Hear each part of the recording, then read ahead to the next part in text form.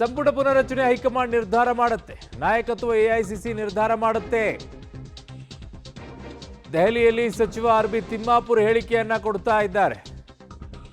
Cabinet ಪುನರಚನೆ ವಾತಾವರಣ ಕಾಣುತ್ತಿಲ್ಲ ಅಂತ ಹೇಳ್ತಾ ಇದ್ದಾರೆ ಆರ್.ಬಿ. ತಿಮ್ಮಾಪುರ್ ಅವರು. ಸದ್ಯ ಪುನರ್ರಚನೆ ಆಗೋದಿಲ್ಲ ಅನಿಸುತ್ತೆ ಅಂತಿದ್ದಾರೆ. ಅಯ್ಯೋ, ನಿಮ್ಮನ್ನು ಕೇಳ್ಬಿಟ್ಟು ಮಣೆ ಹಾಕ್ತಾರೆ, ಸುಮ್ಮನೆ ಇರಿ ಸರ್. ಹೈಕಮಾಂಡ್ ಏನು ಮಾಡುತ್ತೋ ಗೊತ್ತಿಲ್ಲ. ಆಮೇಲೆ ಹೇಳೋದು ಇದನ್ನೇ, ಅವ್ರಿಗೆ ಹಂಗೆ ಅನಿಸುತ್ತಂತೆ. ಆಮೇಲೆ ಹೈಕಮಾಂಡ್ ಏನು ಮಾಡುತ್ತೋ ನಮಗೆ ಗೊತ್ತಿಲ್ಲ ಅಂತಾರೆ. ಮತ್ತೆ ಯಾಕೆ ಗೊತ್ತಿಲ್ಲ ಅಂದರೆ ನೀವು ಯಾಕೆ ಹಂಗೆ ನೀವು ಹೇಳಬೇಕು? ಪುನರ್ರಚನೆ ಬಗ್ಗೆ ನನಗೆ ಗೊತ್ತಿಲ್ಲ. ಪುನರ್ರಚನೆ ಮಾಡೋದು ಎಐಸಿಸಿ ಹಾಗೂ ಮುಖ್ಯಮಂತ್ರಿಗಳು. ಅಂಥದ್ದೇನು ವಾತಾವರಣ ಕಂಡಿಲ್ಲ. ಅದೇನು ವಿಚಾರಣೆ ನನಗೆ ಗೊತ್ತಿಲ್ಲ, ಬಹುಶಃ ಆಗಲಿಕ್ಕಿಲ್ಲ. ನಾಯಕತ್ವ ಬದಲಾವಣೆ ವಿಚಾರ ಅದು ಎಲ್ಲ ಎಐಸಿಸಿಗೆ ಬಿಟ್ಟು ಕೊಟ್ಟದ್ದು. ಅವ್ರು ಏನು ಹೇಳ್ತಾರೆ ಅದನ್ನು ನಾವು ಅದೇ ಸರ್, ಖರ್ಗೆ ಅವ್ರನ್ನ ಭೇಟಿ ಮಾಡಿ ಅಂತ ರಾಹುಲ್ ಗಾಂಧಿ ಅವರು ಹೇಳಿರೋದ್ರಿಂದ ಸಂಜೆ 6:30ಗೆ ಭೇಟಿ ಮಾಡಿ. ನನಗೆ ಐಡಿಯಾ ಇಲ್ಲ ಅದು. ತಮಗೇನಾದರೂ ಗೊತ್ತಿದ್ರೆ, ವಿಶೇಷವಾಗಿ ಏನಾದರೂ ಗೊತ್ತಿದ್ರೆ ನಮಗೆ ತಿಳಿಸಿ. ಇಲ್ಲ, ನಮ್ಮ ಜೊತೆ ಯಾವುದು ಅಂತ ಮಾತುಕತೆ ಆಗಿಲ್ಲ. ನಾನು ಬಾಲ್ಕೋಟಿ ನನ್ನ ಸಹೋದ್ಯೋಗಿ ಈಗ ದೆಹಲಿಯ ಪ್ರತಿನಿಧಿ ಶಬೀರ್ ನನ್ನ ಸಂಪರ್ಕಕ್ಕೆ ಸಿಗ್ತಾ ಇದ್ದಾರೆ. ಶಬೀರ್, ಏನಾಗ್ತಾ ಇದೆ ದೆಹಲಿಯ ಅಂಗಳದಲ್ಲಿ? ಒಂದ್ ಕಡೆಗೆ ಸಿದ್ದರಾಮಯ್ಯನವರು, ಒಂದ್ ಕಡೆಗೆ ಡಿ.ಕೆ. ಶಿವಕುಮಾರ್, ಒಂದ್ ಕಡೆಗೆ ಪ್ರಧಾನಿ ಭೇಟಿ ಆಗ್ತಾ ಇದ್ದಾರೆ. ತಿಮ್ಮಾಪುರ್ ನೋಡಿದ್ರೆ ಅಂಥದ್ದೇನು ವಾತಾವರಣ ಆಗ್ತಿಲ್ಲ ಅಂತಿದ್ದಾರೆ. ವಾತಾವರಣ ಸ್ವಲ್ಪ ಕೆಟ್ಟಿದೆ ದೆಹಲಿಯಲ್ಲಿ, ಬಟ್ ರಾಜಕೀಯದ ವಾತಾವರಣ ಏನಾಗ್ತಾ ಇದೆ? ತಿಮ್ಮಾಪುರ್ ಅವ್ರಿಗೇನೋ ಗೊತ್ತಿಲ್ವಂತೆ. ಅರುಣ್, ನೋಡಿ, ಪ್ರಧಾನಿ ನರೇಂದ್ರ ಮೋದಿಯವರನ್ನು CM ಸಿದ್ದರಾಮಯ್ಯ ಅವರು ಭೇಟಿಯಾಗಿದ್ದಾರೆ. ರಾಜ್ಯದ ಕಬ್ಬು ಬೆಳೆಗಾರರ ವಿಚಾರಗಳಾಗಿರ್ಬೋದು, ಮತ್ತು ಭಾಳಷ್ಟು ದಿನಗಳಿಂದ ರಾಜ್ಯದ ಜಲ ಯೋಜನೆಗಳು ಕೂಡ ನೆನೆಗುದಿಗೆ ಬಿದ್ದಿದ್ದಾವೆ. ಅವುಗಳಿಗೆ ಕೇಂದ್ರದಿಂದ ಬೇರೆ ಬೇರೆ ಇಲಾಖೆಗಳಿಂದ ಅನುಮತಿ ಬರಬೇಕಾಗಿತ್ತು. ಆ ಅನುಮತಿಗಳು ಸಿಗ್ತಾ ಇಲ್ಲ. ಹೀಗಾಗಿ ಯೋಜನೆಗಳು ಕೂಡ ನೆನೆಗುದಿಗೆ ಬಿದ್ದಿರುವಂಥದ್ದು. ಈ ಎಲ್ಲ ವಿಚಾರಗಳಿಗೆ ಸಂಬಂಧಪಟ್ಟಂತೆ ಚರ್ಚೆಯನ್ನು ಮಾಡಲಿಕ್ಕೆ ಈಗ ಸದ್ಯಕ್ಕೆ CM ಸಿದ್ದರಾಮಯ್ಯ ಅವರು ಪ್ರಧಾನಿ ನರೇಂದ್ರ ಮೋದಿ ಅವರನ್ನ ಭೇಟಿಯಾಗ್ತಾ ಇದ್ದಾರೆ. ಅದಕ್ಕೆ ಸಂಬಂಧಪಟ್ಟಂತೆ ಮಾತುಕತೆಯನ್ನು ನಡೆಸ್ತಾ ಇದ್ದಾರೆ. ಅಸಲಿ ರಾಜಕಾರಣ ಶುರುವಾಗುವಂಥದ್ದು ಈ ಭೇಟಿಯ ನಂತರ. ಸಂಜೆ 6:30ಕ್ಕೆ ಎಐಸಿಸಿ ಅಧ್ಯಕ್ಷ ಮಲ್ಲಿಕಾರ್ಜುನ್ ಖರ್ಗೆ ಅವರನ್ನ CM ಸಿದ್ದರಾಮಯ್ಯ ಅವರು ಭೇಟಿ ಆಗ್ತಾ ಇದ್ದಾರೆ. ರಾಹುಲ್ ಗಾಂಧಿ ಅವರ ಸೂಚನೆಯ ಮೇರೆಗೆ ಈ ಭೇಟಿ ನಡೀತಾ ಇರುವಂಥದ್ದು. ಮುಖ್ಯವಾಗಿ ಇಲ್ಲಿ ಎಐಸಿಸಿ ಅಧ್ಯಕ್ಷ ಮಲ್ಲಿಕಾರ್ಜುನ್ ಖರ್ಗೆ ಮತ್ತು CM ಸಿದ್ದರಾಮಯ್ಯ ಅವರ ನಡುವೆ ಮಾತ್ರ ಸಭೆ ನಡೀತಾ ಇಲ್ಲ.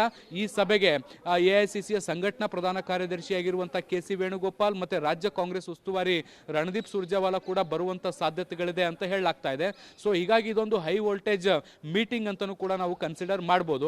ನೋಡಿ, ಕಳೆದ 2-3 ತಿಂಗಳಿಂದ ಕೇವಲ ಸಚಿವ ಸಂಪುಟ ಪುನರ್ರಚನೆ ಆಗುತ್ತೆ, ವಿಸ್ತರಣೆ ಆಗುತ್ತೆ, ನಾಯಕತ್ವ ಬದಲಾವಣೆ ಆಗುತ್ತೆ, ಇಲ್ಲ, ಈ ರೀತಿಯಾದಂಥ ಸಾಕಷ್ಟು ಗೊಂದಲಮಯ ವಾತಾವರಣ ನಿರ್ಮಾಣ ಆಗಿತ್ತು.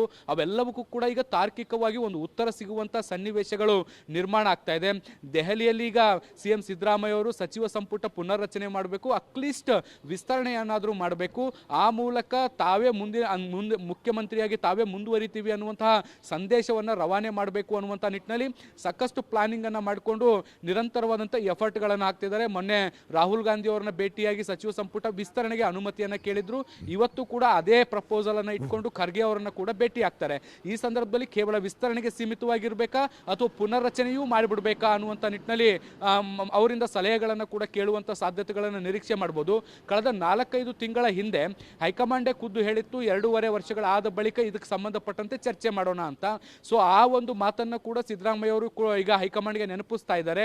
2.5 ವರ್ಷ ಆಗಿದೆ, ಕ್ಯಾಬಿನೆಟ್ನಲ್ಲಿ ಒಂದು ಬದಲಾವಣೆಯನ್ನು ತರಬೇಕು, ಹೀಗಾಗಿ ಒಂದಷ್ಟು ಬದಲಾವಣೆಗಳಿಗೆ ಅವಕಾಶವನ್ನು ಮಾಡಿಕೊಡಿ ಅನ್ನುವಂಥ ನಿಟ್ಟಿನಲ್ಲಿ ಪ್ರಪೋಸಲ್ ಅನ್ನು ಇಡ್ತಾರೆ.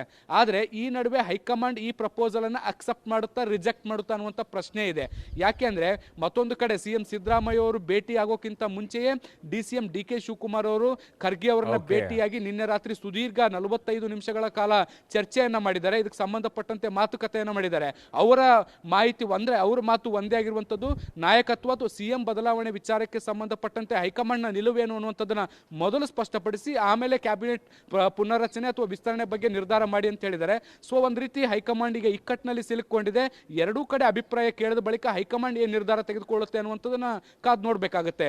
ಅರುಣ್. ಓಕೆ ಶಬೀರ್, ನಿಮ್ಮೆಲ್ಲ ಮಾಹಿತಿಗೆ ಧನ್ಯವಾದಗಳು.